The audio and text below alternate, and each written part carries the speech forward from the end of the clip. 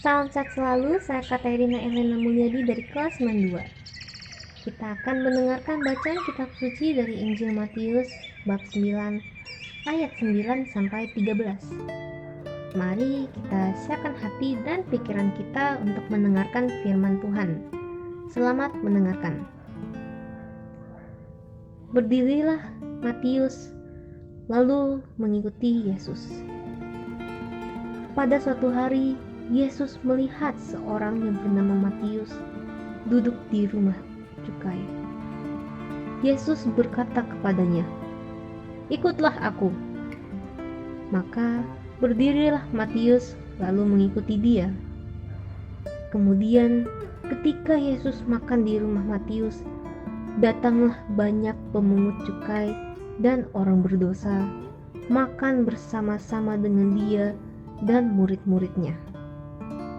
Melihat itu, berkatalah orang-orang Farisi kepada murid-murid Yesus, "Mengapa gurumu makan bersama dengan pemungut cukai dan orang berdosa?"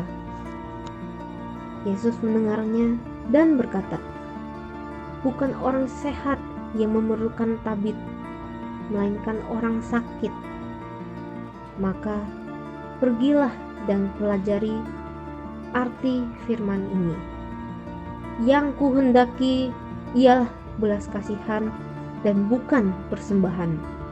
Karena aku datang bukan untuk memanggil orang benar, melainkan orang berdosa."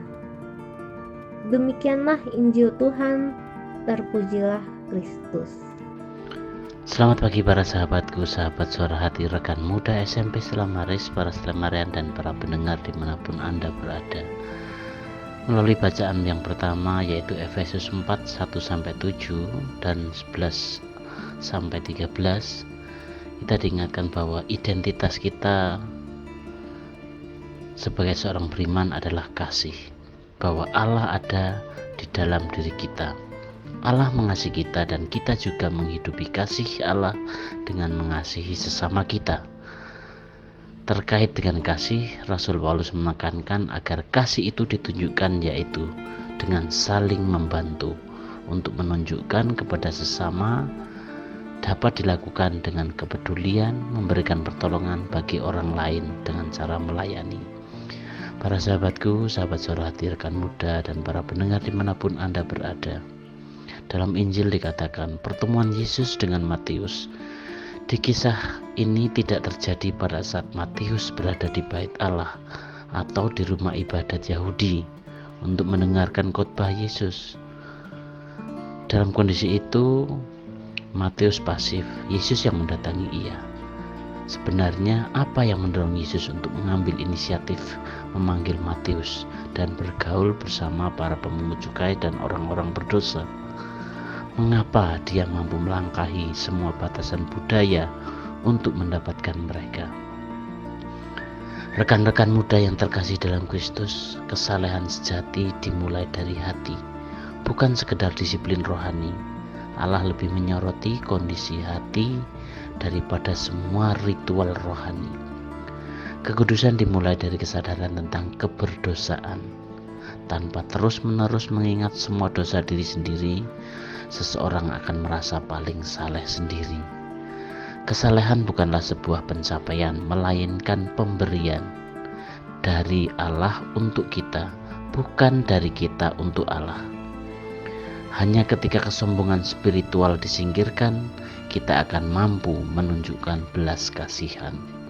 Para sahabatku, sahabat suara hati, rekan muda dan para pendengar dimanapun Anda berada, seseorang akan merasa bahagia jika apabila ada yang mengasihi dan mencintainya di luar harta benda yang ia miliki, yang ia peroleh, yang ia perjuangkan sehingga mereka memiliki daya kehidupan. Demikian juga dengan bacaan hari ini, di mana Matius mempunyai pengalaman ketika ia berada di rumah cukai. Yesus mengatakan kepada Matius, "Ikutlah aku."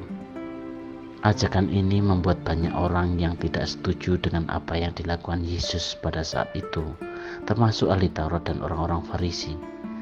Kata Yesus kepada mereka, Bukan orang sehat yang memerlukan tabib, melainkan orang sakit. Yang ku kehendaki ialah belas kasihan dan bukan persembahan, karena aku datang bukan untuk memanggil orang benar, melainkan orang berdosa. Belas kasih adalah panggilan Injili. Itulah yang menjadi dasar panggilan Matius hingga ia menjadi rasul. Demikian juga panggilan untuk kita semua. Ketika teman tidak lagi dekat dengan kita, ketika kita sering direndahkan, hendaklah kita selalu lemah lembut, rendah hati dan sabar. Para saudaraku terkasih dalam Kristus, tunjukkanlah kasih-Mu kepada semua orang dalam hal saling membantu dan saling memelihara kesatuan roh dalam ikatan damai, seperti dalam Efesus yang tadi. Temukan kebahagiaan di tempat yang benar, supaya kita dapat menemukan kebahagiaan yang benar dan sejati. Dan ingat bahwa Kristuslah satu-satunya sumber kebahagiaan sejati. Demikianlah permenungan kita hari ini. Salam hangat dari suara hati, salam sehat selalu. Tuhan memberkati. Amin.